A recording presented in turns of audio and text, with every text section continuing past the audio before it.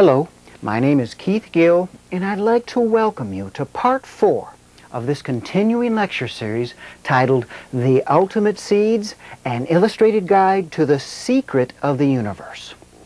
Now, in the first 3 episodes, I tried to present to you a concept of life and reality that I truly believe represents an evolutionary leap in our understanding of what God, the universe, and our ultimate destiny really are. Now, in this episode, I not only want to fine-tune some of the concepts I talked about in those first 3, but I also want to explore the philosophical implications of those concepts in an effort to understand what it all really means to us right now here on Earth.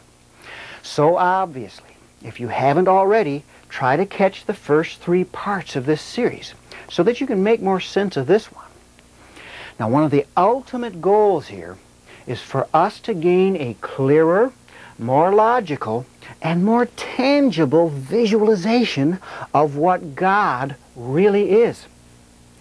A vision of God that we can not only grasp more readily with our imaginations, but one that actually makes sense from both the spiritual and the material perspectives.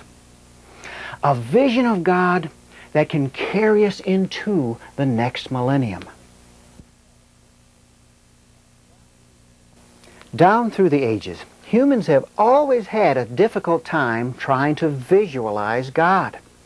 That's why there exists such a wide variety of images assigned to God throughout the world's religions.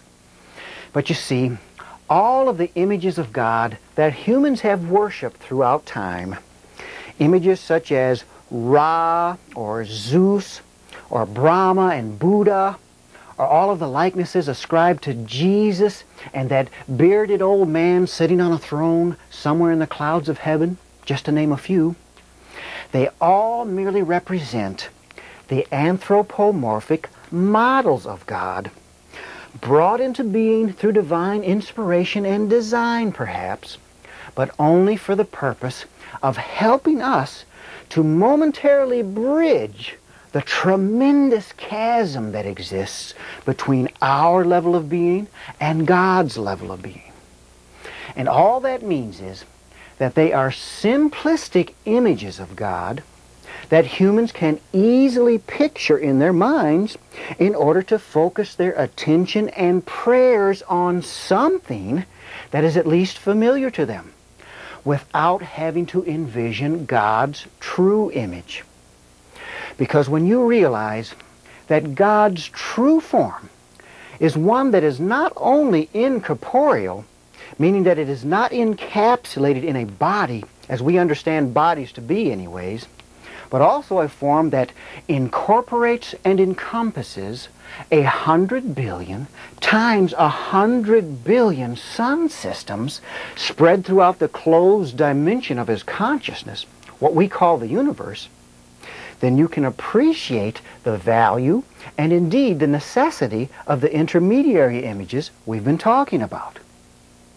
So the question is, how do we picture in our minds an incorporeal consciousness who can literally create suns and planets within himself by the sheer force of his will?